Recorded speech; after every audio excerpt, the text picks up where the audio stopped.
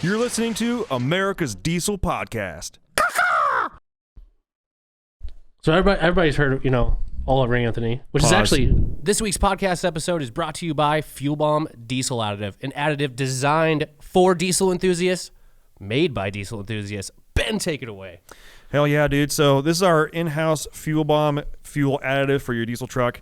Our biggest thing here is making sure that you can pretty much always have diesel additive on you all the time.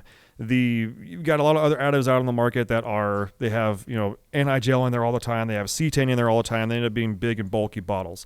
Our standard everyday diesel fuel additive is 1 ounce per 32 gallons, and that's its main job is to make sure that your fuel system stays lubricated and prevents the formation of algae. And it should also help you in colder climates too. Should definitely help you in colder climates. Along with cleaning your fuel system and maintaining it, it'll also help you bump that cetane number up for a more efficient burn of your diesel fuel. And if cetane is just what you're after, there's the Fuel Bomb Hellfire, which is our straight 8+ cetane enhancer. Yeah, and you guys asked, and we brought them back. We did go away from the bottles that didn't have the measuring little parts in there. We brought them back for you, so now you can measure out your 1 ounce per 32 gallons for the F-Bomb or 4 ounces per 32 gallons for the Hellfire. Both these additives are available on our website, dieselpowerproducts.com. Now let's get back to that episode. This is America's Diesel Podcast. This is the intro. Now we're done. Go. Okay. So everybody's heard, Oliver Anthony. Hell which yeah. is not his actual name. Did you know that? That's his grandfather's name. Yeah. Oh, his name's Chris. Nice. Chris something, Lunsford something. Anyways. The song is a great song. Speaks for itself. Yeah. He was on the Joe Rogan podcast. Mm-hmm. And the dude's just a wholesome guy. Mm-hmm. It's just so cool. Tim Kennedy. Yeah. He made a post. He's like, finally, we made the right person famous. And yeah, absolutely. Yeah. Like this dude was which I didn't realize that he had an accident in a warehouse where he like smacked his head like real bad. Mm-hmm.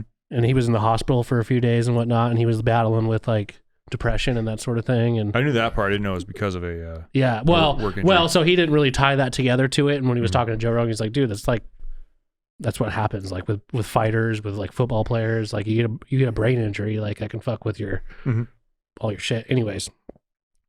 But again, yeah, making the right guy famous.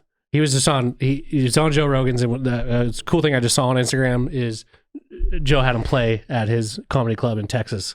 And you can just see the smile on the guy's face when he comes out. He's just like, and the guy turns down, I think a lot of people that make a song like that goes viral and they get offered a bunch of money and put a bunch of money in their face. They would probably, let's do this. Let's go. Hell yeah. No, he's no, not doing it. I'm going to do it all myself. I can respect that. I can respect that, especially because then it's your choice. Yeah. It's whatever you want to do. Yeah.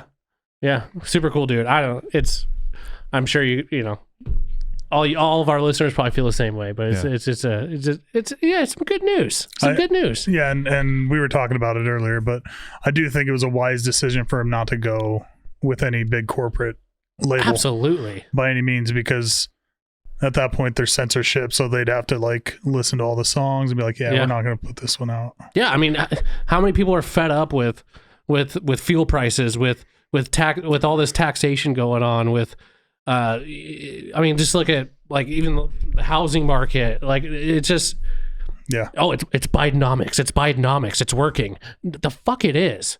Like this, I mean, the country is going downhill fast, and just like what he says, like people need to start coming together, be more human. Yeah, except for Duramax owners. Y'all can just kidding. I'm just joking, but in this case, you guys can come too. Yeah. No, it's in each other. Yeah. We can't help ourselves. We can't help ourselves. I will fight tooth and nail for you, but I'm still going to call you an asshole to your face. Yeah. Like I would like save you from like falling over a cliff and be like, fuck, you got soft hands. As you're picking them up, you chubby piece of shit. You Duramax owners. It's like you pick him up off the ground or somebody punched him, and then you beat the guy up What are you together. gonna wearing Birkenstocks? And then you turn around and like no wonder you sweep- fell off this cliff. as soon as you pick him up and get everything taken care of, you turn around and sweep the leg and push him on the ground, call him a bitch. yeah. Just so you know we're not friends. Yeah. Don't talk to me. Yeah. I better not see you at school tomorrow. Yeah. Yeah. But the other thing about him too is he they played his video and his song on the Republican debate. the first debate. Yeah. And he's suing Fox. Well, for he the did rights. that. So I started following him. And his response was great. Yeah. Yeah. He was like, they played my video at the debate. He's like, but little do they know, he's like, I thought it was hilarious because I basically wrote that song about all those people. Yeah. Which, and he's not left or right, and he's mentioned that in other Dead videos center. too. He's like he's pretty dead center, which honestly I think a lot of people are. And we little rant before we get started here. Yeah, we've talked about before too, but like it's I'd say the majority of people also when you talk about like bell curves and stuff like the majority of the people like that inner 60 to 80%. Yeah, we're all not that far off from each other. Yeah, it's just that outer laying 10 to 20% on each side. Yeah.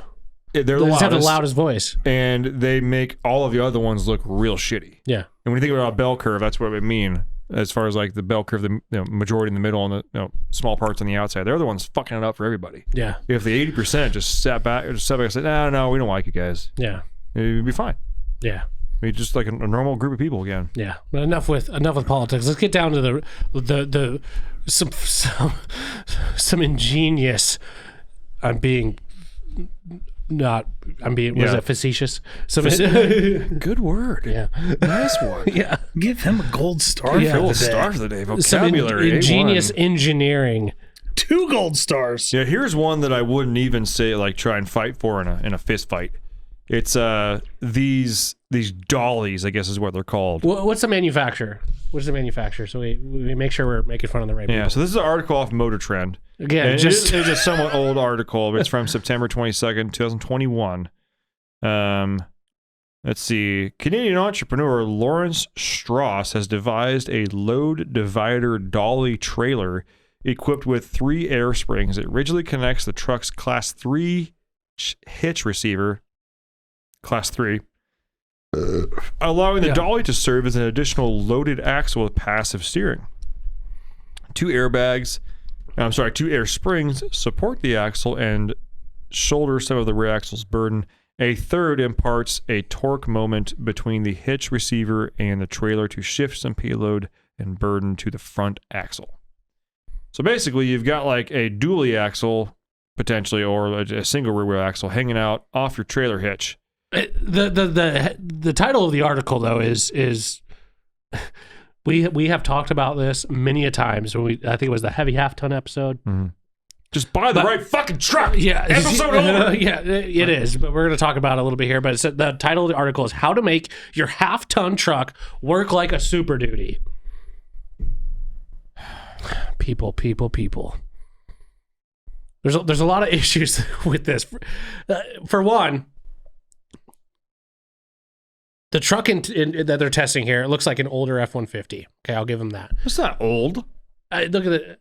I mean, It's that's like, older. I mean, 5 years old. No, I'd say it's like, actually, yeah, you're probably right. I was going to say it's probably like late 2000s. Yeah. So, yeah, okay. And then I think they talk about the cost of this thing too on here. But so just imagine you spend, say, $30,000 on a half-ton truck. Okay. You buy something, you buy a trailer that, come to find out, when it's loaded, your truck tows it like shit. Probably should have done my research. Okay, moving on. Probably should have done more research. But then you see, there it is right there. Then you see this company that makes this thing claiming, hey, we can make your half-ton truck tow like a Super Duty. And when I think Super Duty, I think of a Ford Super Duty. Yeah, 3/4 100. Okay. So now you have to spend an additional, they say $5,000 to $7,000 Canadian, which is like, I think the way that they phrase it is kind of like a rough price. Yeah. Okay. On top of the truck that you bought. So now you're in this truck, we'll say $40,000. Mm-hmm. Okay.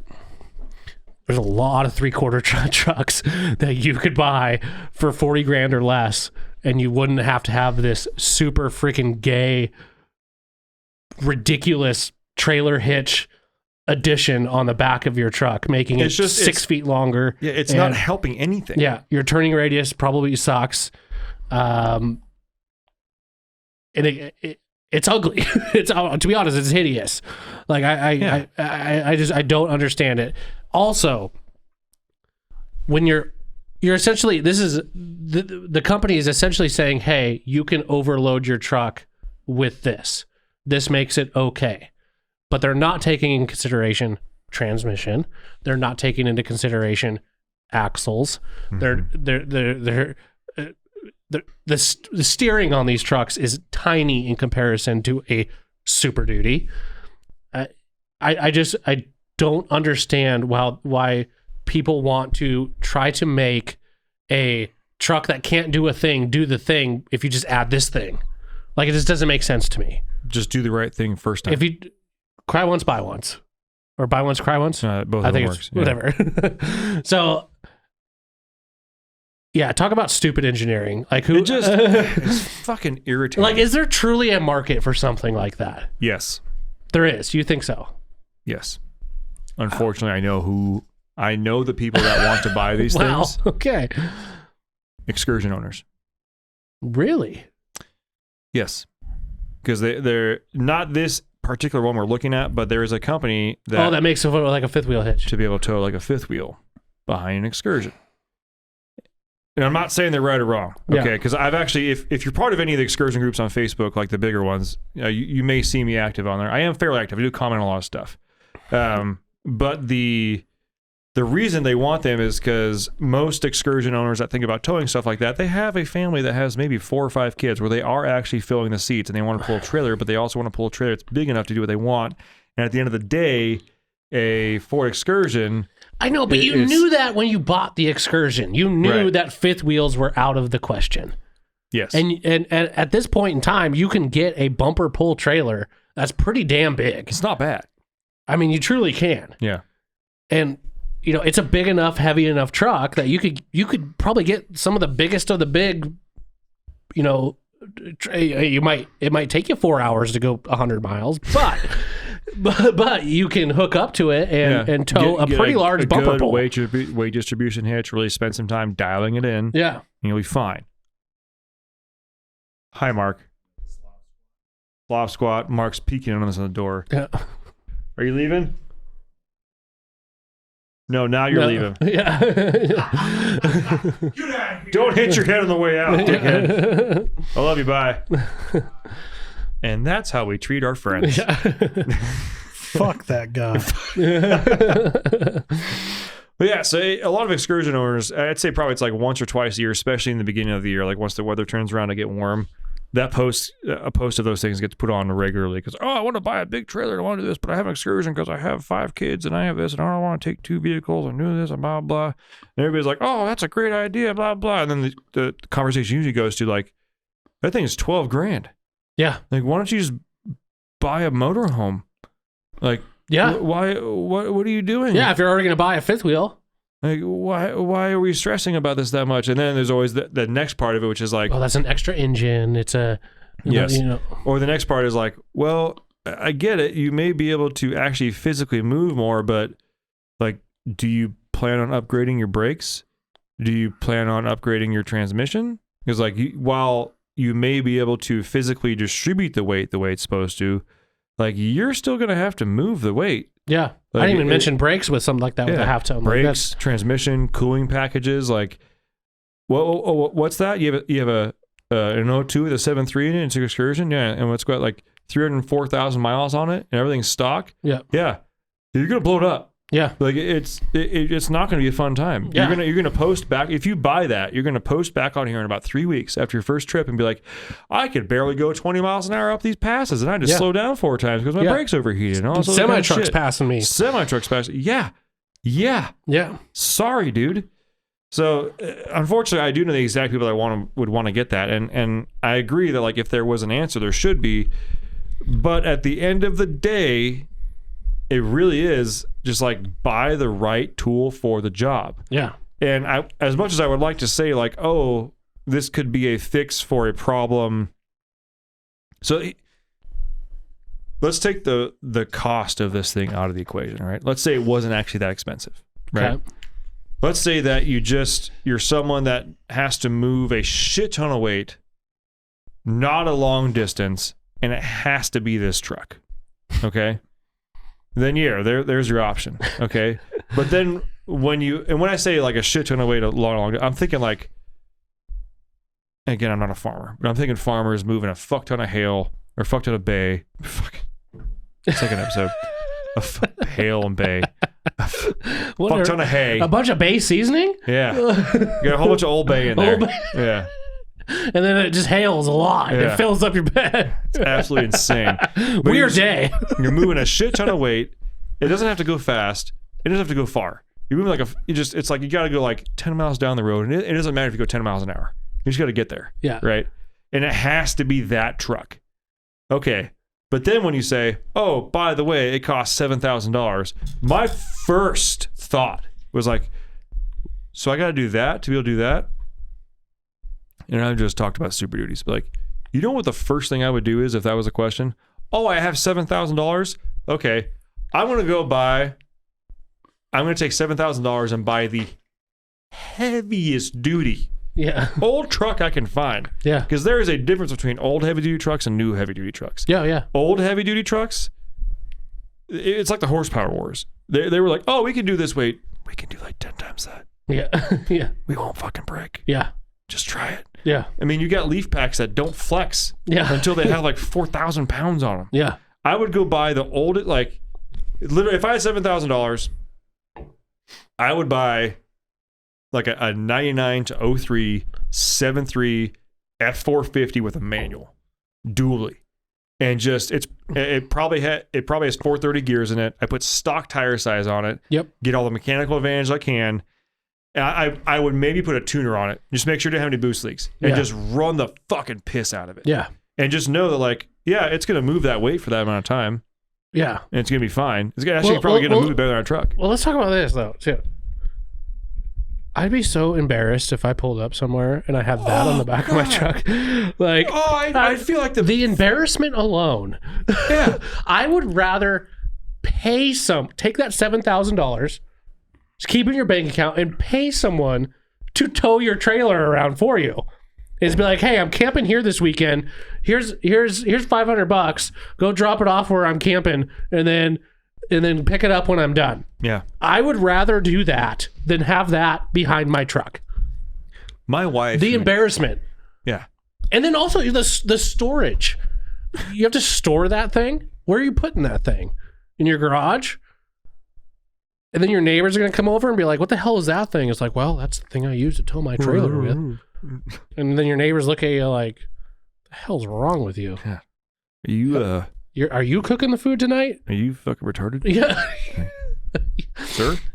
Well, yeah, just the embarrassment from people with heavy duty trucks towing something, like being passed by like a Super Duty, towing a bigger trailer. Yeah. Or even a smaller trailer. Yeah. Just whizzing past you, and you have that set up. That would just, like, so my wife, who could not care less. Yeah. Like, about how things look on vehicles and whatnot. Yeah. Even she, yeah, I feel like would eventually, she may not pick up on it initially. Yeah. But the first time we stop somewhere. Yeah. And she's like, why do we have that other thing that no one else has? And you're like, well. And I'm trying to explain to her, oh, it's because we have this. It's actually really cool, babe. It's actually really cool. And she's like, why?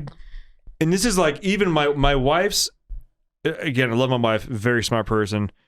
She almost by choice doesn't care about vehicles, which I'm glad. Yeah. Not because like I'm trying to like pull one over on her, but like that's something that I don't want her to have to care about. Right. As a husband, and especially as someone who works on cars, I just want her to know that every time she wants to start her car, it starts and runs and drives. Yeah. If she wants to drive it 1,000,000 miles tomorrow, it'll still work. That's my job as her husband and a car guy. Even she would be like, that's fucking gay. Yeah, yeah. And I'm like, yep. Yes, it is. Yeah. She's like, why don't you just buy a bigger truck? Yeah, well, we like can't other afford dudes one. at the gas station would be like, hey guys, check this out. I'm gonna fuck his wife. Yeah. Like, he's got a toter on the back. What a douche. There's got this extra axle with a toter on the back. Look at that. Look at that guy. Yeah. I want him and his wife. I bet she won't mind. He won't even say anything. He won't say anything because he knows. He knows he's beta. Yeah. He sits down to pee. I guarantee it. I bet your pee makes a different sound when it hits the water. It sounds feminine. Sounds feminine. When it hits the water. Yeah. Name that movie. Yeah. We're not going to say it, but you should know that movie if you listen to us long enough. But yeah, just the sheer embarrassment alone would be like, I don't even know what I would say when someone would like come up to me like at a gas station, and I'd just be like, hey, UFO! Yeah. As I'm turning, it's like, Yeah. And there's like no excuse you could give that would be like, well, we just bought this F-150. When'd you buy the trailer? right after. Yeah, so which one was the bad choice? Yeah. Did you buy the trailer because you're dumb, or did you buy the truck because you're dumb? Yeah. Which one was it? Because you're gonna be either way, it was a bad choice, and now you're trying to make up with it. You're covering with more money. Yeah. Oh, we're so upside down in the truck. Cool. So buy a different truck. Yeah. Or fucking hear me out. Buy a trailer that's meant to work With your truck. with your truck. Shocking. Shocker. Wise Right? words. Oh my God. Oh my God. That's an option. Like in this picture, let's say it's an F-150. Buy a trailer that's meant to work with that truck. Yeah. Get a nice hitch on there. Yeah. And, get some nicer like EBC brakes and rotors on there, or pads and rotors. And, just make sure that, you're going to be working this truck hard. Change the diff fluid. Yeah. Oh, yeah. Yeah. That's a big one. Yeah. That's a big one. Yeah, change the fluid. Oh, I forgot what I was going to say. It's going to come back to me. Hold on. Oh. Okay. Imagine their like disclaimer when they sell that. It's probably 8 pages long. Yeah, may cause flaccid penis. May cause your wife to leave you. But in all seriousness, like, say, like, you're buying this, you understand the risk of towing something heavier than what your truck's rated for, brakes, Basically. all this. Like, if you are going down a pass and you die because your brakes fail, It's on you. like, it's totally on you. Like, it has to. Thanks for the $7,000. It's a bad choice. Yeah, seriously. I mean, really. Like, I bet you it's long as shit. Like, I don't even know if that thing's like released, if you can like buy it, but like it has to be like the biggest disclaimer ever. Because you know what people are gonna do. Yeah. People are gonna get a giant freaking trailer and tow that with a half-ton truck. And you've heard me kind of make the distinction, and this is for listeners too, because I know you and I have had this conversation before. I think you and I have also had this conversation before. Put a quarter on that one. There's a significant difference between moving weight and towing. Yeah. Okay. And what I mean by that is kind of like the whole hay bale situation. Yeah, you can move some weight. You can have your 70,000 pound trailer that your truck is wrapped out at going 6 miles an hour. And yeah, you moved it from here to there. Yes, you did. But could you tow that? No, not a chance. No, you're not towing. You're just moving it. Yeah. And I only see one like functional area for something like that. Mm-hmm. Like an RV dealership that maybe has like an F-150 work truck that they like poke around on, and move trailers around. I think you're onto something, but not quite. RV dealership, They're usually going to sell it to sell someone a heavier trailer. Oh, you have an F-150, but you plan on getting a bigger truck? We'll just get this in the meantime. Well, I think, and you can sell it back to us. Sign this release form after we sell this to you, because if you die, because let's you say don't come back to us. Let's say you're buying a $70,000 trailer. What's an extra $5,000 financed on there? Yeah, well, it's no big deal. We just tack that right on. Tack that right on. I'm talking like as like I wasn't saying it like that, but as like this is I follow you. We need to move trailers around the lot. Yeah. Get like a single cab short bed F-150 with that we on just the need to back. move trailers around the lot. Small wheelbase. It's perfectly flat, and they go 3 miles an hour around the lot. Yeah. That's it. I think But then they also have like, I don't know, like a forklift that can do the same thing. That's what I was going to say. Yeah. Like, or I don't know, 6 young strapping men. yeah.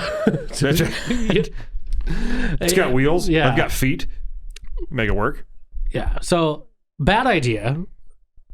Don't buy it. It's all bad. It's just bad. It's like, all bad. There's nothing good about that.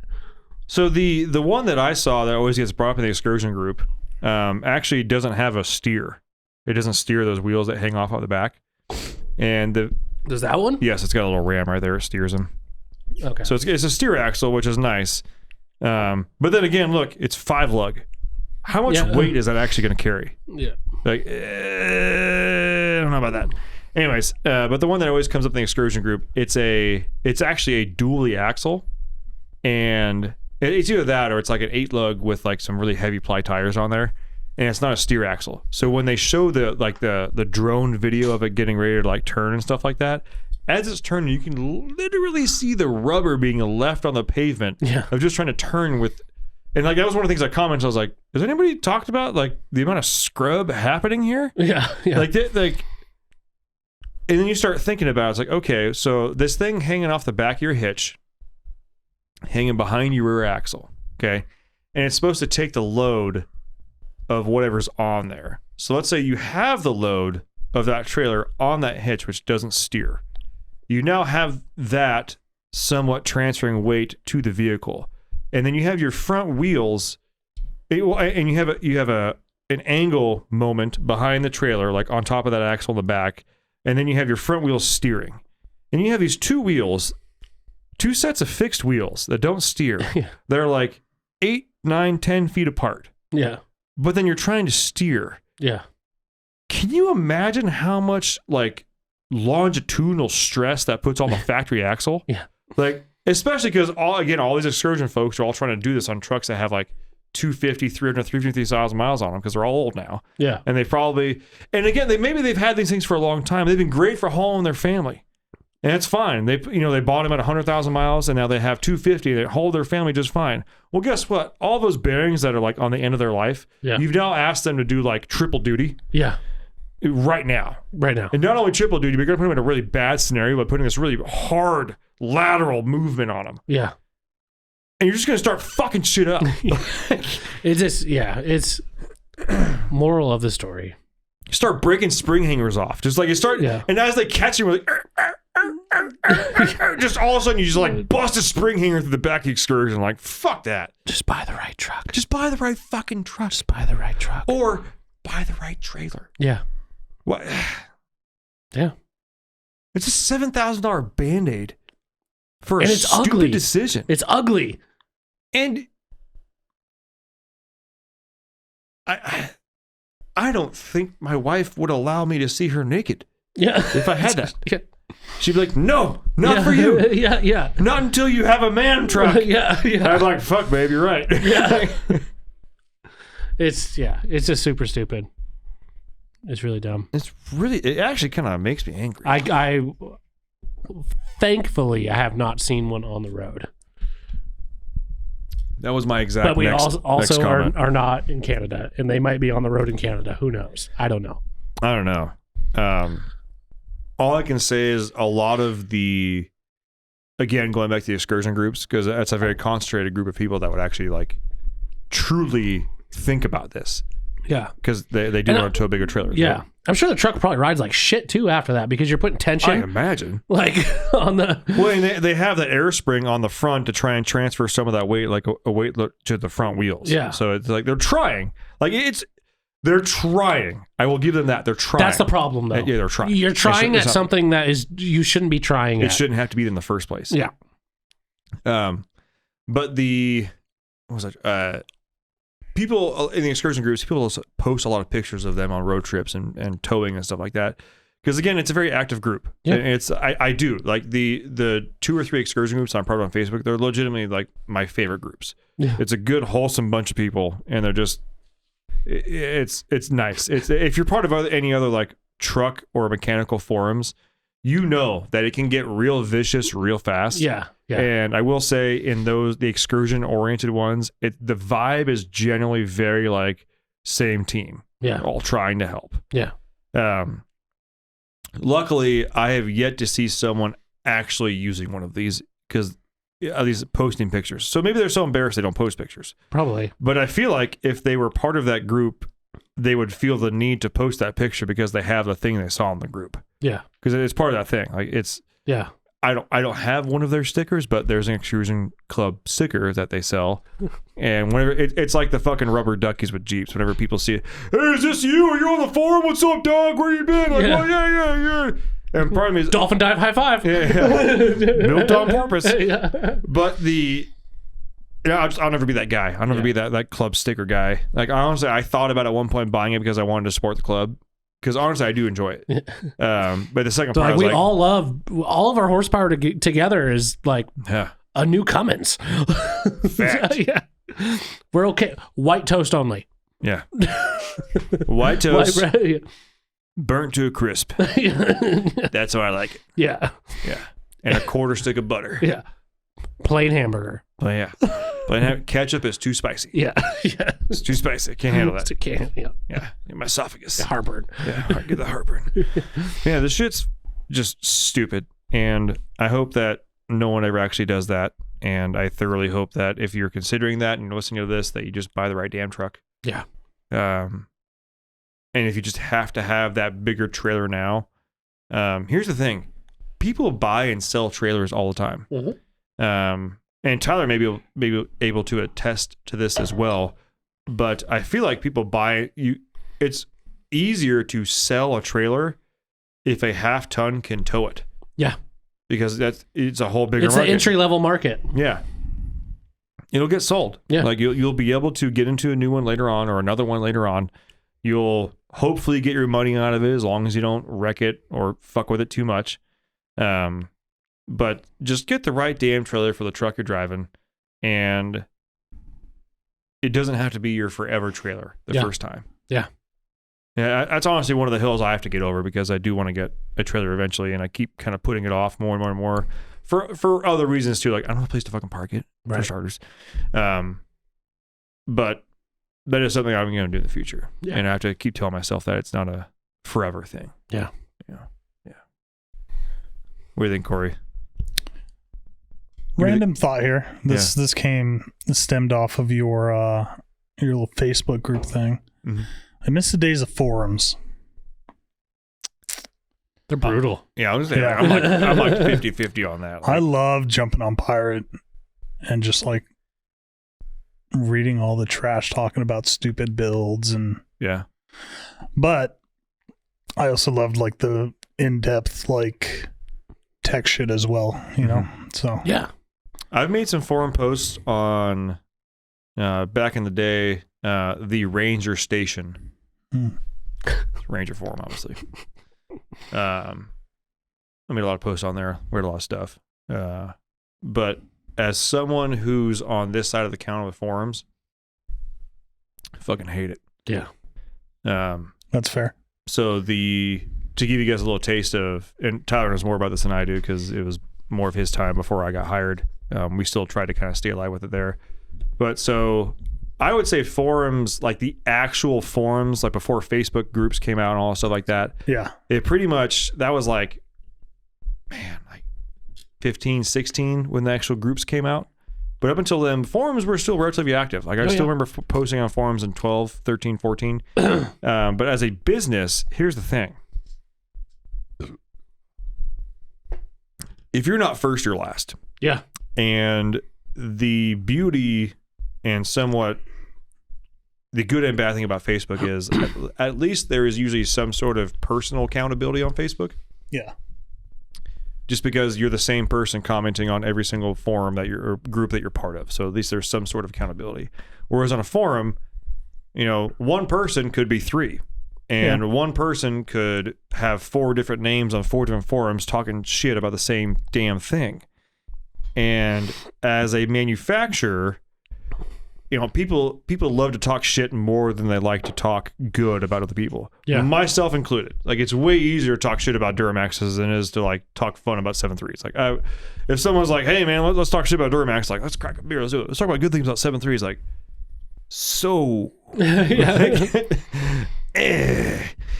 more fun to talk shit. Yeah. Fact. And there's so much of that on the forums. Yeah. And it spirals down so fast. Like, so back in like 14, 15, maybe 16, I know that I was in charge of the Ford forums. Cummins. You were Cummins, and then that eventually went to Ash, and then Sands was Duramax stuff. Yeah. And it got to a point to where if we wanted to actually be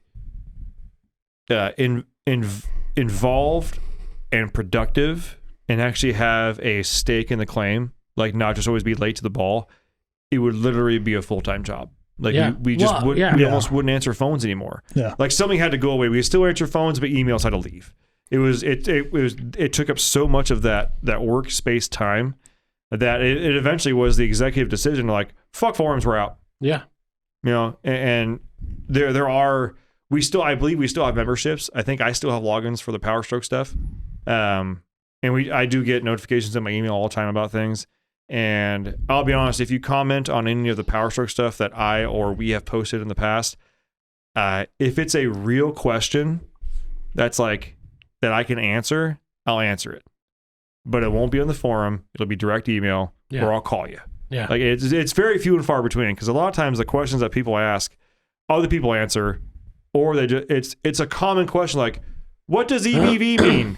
Like, why the fuck are you commenting on a post from 2013? Have you done it? Says, what does EBV mean? Have you done a simple Google search? Like, done. You don't even you almost don't even need forums anymore. It's true. Because even if you Google search something, you'll find that question that was posted on a forum years ago, and you might get an answer. But most of the time, you have to kind of scroll through it to find it, or you'll just find the answer just by yourself. Like it's they're kind of on their way out, I feel. Or you listen to this podcast, and I'll tell you. Yeah. By the way, EBV stands for exhaust back pressure valve. It's for 7.3s. Or the warm-up valve. The warm-up valve. Call it. I've even heard it called the stovepipe valve. So fucking dumb. So fucking dumb. If you ever plan on doing any sort of turbo work, you're gonna delete that motherfucker. Yeah. You're gonna get an EBV delete pedestal, or a non-EBV pedestal, and a non-EBV turbo outlet.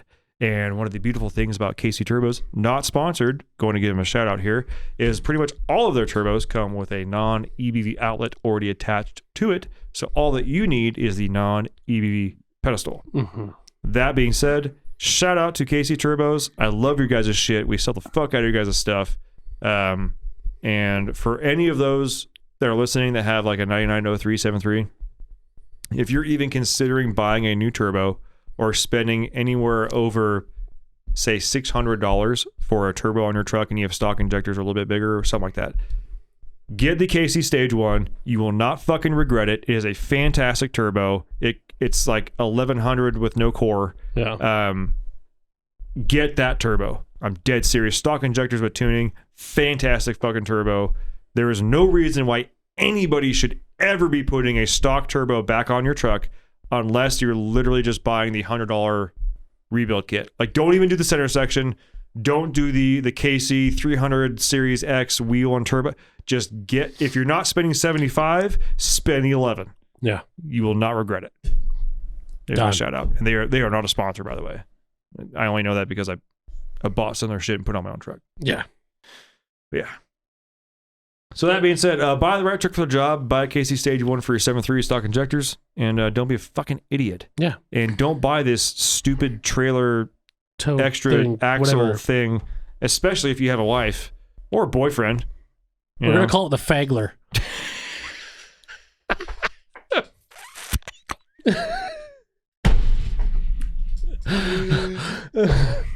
Tyler coming in with the haters at the fucking end of the episode.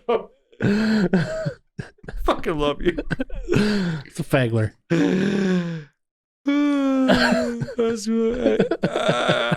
We got to end this episode because if I start talking, we're on to a deep spiral, then we're all going to get fucking canceled. That being said, folks, we greatly appreciate all you guys tuning in. Don't buy the Fagler. Yeah, don't buy. Bye. We have a Facebook group, Fuck Forums, Facebook group. Find us, our own YouTube channel. Do that. Love you. Bye. Thanks for tuning in. Make sure to subscribe and check us out at dieselpowerproducts.com.